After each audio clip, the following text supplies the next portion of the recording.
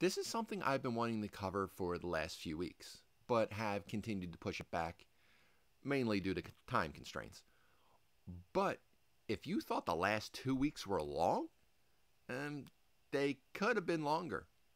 But it's probably for the best because I feel like this portion belongs right here. Right here in this lesson about God's loving kindness and mercy. We spoke about how David prayed for the Lord to create in him a clean heart free of the sinfulness he'd fallen into. Well, let's keep that in mind as we delve into 2 Samuel chapter 9 verses 1 through 13. And David said, "Is there still anyone left of the house, the family of Saul, to whom I may show kindness for Jonathan's sake?"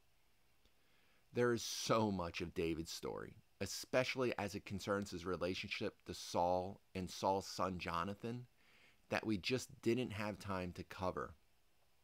But in the beginning, Saul loved David like a son, and David and Jonathan, Saul's actual son, became as close as brothers. When Saul sinned and the Lord told Saul that he'd strip the kingdom and royalty from the family line, or from his family line, well, that meant that all of the heirs of Saul, all of the men who would have had been in line for the kingship by birth after Saul, also had to be removed from David's path to be the rightful king of Israel. So when Saul died in battle against the Ammonites, Jonathan also died. Many others of Saul's family also died along the years before and after David took the throne. And here we finally see, years later, David in a position to try to repay his brotherly love for Jonathan. There was a servant of the house of Saul whose name was Ziba. So they called him to David, and the king said to him, "Are you Ziba?" He said, "I am your servant." And the king said, "Is there no longer anyone left of the house, family of Saul, to whom I may show the goodness and graciousness of God?"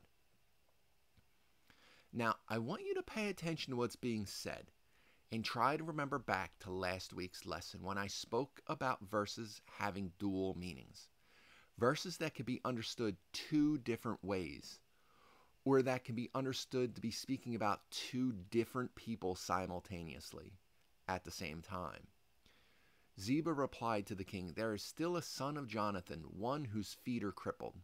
So the king said to him, "Where is he?" And Ziba replied to the king, "He is in the house of Machir, the son of Ammiel, in Lodabar." Then King David sent word and had him brought from the house of Machir, the son of Ammiel, from Lodabar. Lodabar in Hebrew means no pasture. In other words, the son of Jonathan was living in a wilderness, a place without nourishment. Mephibosheth, the son of Jonathan, the son of Saul, came to David and fell face down and lay himself down in respect. Mephibosheth not only fell face down out of respect, as this translation puts it, but he also fell face down out of fear. Mephibosheth, by being a son of Jonathan and a grandson of Saul, was technically an heir to the throne that David sat upon. And in these situations, the kings of other nations, at least, when finding out of another living heir to their throne, that king would simply have had the person killed. So Mephibosheth, who had been living hiding in a wilderness without nourishment, was finally discovered and pulled out before the king. He was right to be terrified of the judgment that the king could proclaim over him. David said, "Mephibosheth," and he answered, "Here is your servant." David said to him, "Do not be afraid, for I will certainly show you kindness for the sake of your father Jonathan, and I will restore to you all the land of your grandfather Saul, and you shall always eat at my table." Here, as we see again and again with the angels in the New Testament, David tells Mephibosheth not to be afraid, that he was there for his good, to benefit him and not to do him evil, and that for the sake of the love the king had for another, the king was willing to restore Mephibosheth the glory of his inheritance and a place in his presence at his table to be nourished, to be removed from Lo-debar. Again, Mephibosheth lay himself face down and said, "What is your servant that you would be concerned for a dead dog like me?" This is the question, isn't it? Why me? Why would someone so great and glorious as you be concerned for someone like me? Someone who, in my crippled condition, can offer nothing of value to you. What have I done to deserve such mercy? You see, we are Mephibosheth, all of us, crippled in our sinfulness, living in Lo-debar, living in a place without nourishment. There's nothing we could ever offer the Lord to make us worthy of his mercy, of his gift. So why? Why is he concerned with people like us who are dead in our sin? Simply because we are his. We are his children. And as a parent, and you'll understand this when you're a parent, there is nothing you will not do for your children. You hurt when they hurt. You suffer when they suffer. You feel joy when they feel joy. You guide, you nudge, you punish, and you sacrifice. And trust me, there is nothing you wouldn't sacrifice. The Father sacrificed his Son. The Son sacrificed himself for you, for us. Not because we deserved it. It wouldn't be mercy if we deserved it. Not because we are great. Not because we're special. But simply because we are his. And he loves us. I love my children. I'd sacrifice anything of myself for one of my children. But I don't know if I could ever love them enough to even take the chance to sacrifice one of them for the other.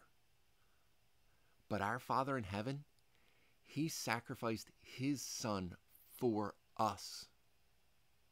That is the everlasting love he has for us. Then the king summoned Ziba, Saul's servant, and said to him, "I have given your master's grandson everything that belonged to Saul, and to all his house. You and your sons and your servants shall cultivate the land for him, and you shall bring in the produce, so that your master's grandson may have food to eat. But Mephibosheth, your master's grandson, shall always eat at my table." Now Ziba had 15 sons and 20 servants. Then Ziba said to the king, "Your servant will do according to everything that my lord the king commands."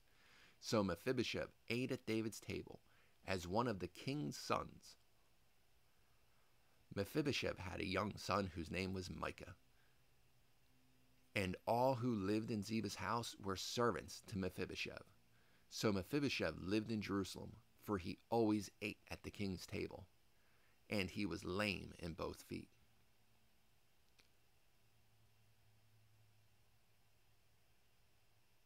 We now have a spot through the shed blood of Christ, through our acceptance of him. We have a spot forever at the king's table as one of his sons, one of his children. Now, back to David. David showed Mephibosheth the mercy and kindness of the Lord. He shone his light on someone who could never hope to return the favor. This is who we are to be. This is the kind of light we are to be. Be this light, ever loving, ever kind, ever merciful, regardless and without ever thinking about whether that person we are pouring our light, shining our light out on, pouring our kindness and mercy out on, without ever considering what they could do or how they will ever pay us back. As we